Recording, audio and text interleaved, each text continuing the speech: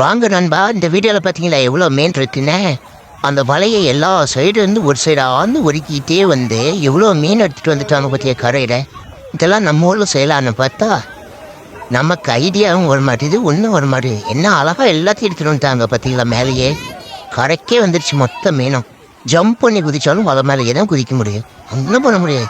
வரும் எவ்வளோ பெரிய மீன் வருது பாருங்க. ஒன்றா பார்க்கவே சூப்பராக இருக்குது. நம்ம ஊரில் போட்டு இழுத்தோம்னா முள் கல் எல்லாத்துலேயும் சேர்த்து வலை கிழிஞ்சி ஒன்றும் பண்ண முடியாது. வலையே எதுக்கு சேராமல் போயிடும். என்ன அழகாக இழுத்துட்டு வந்துட்டாங்க பார்த்தீங்களா தொப்பிக்காரு.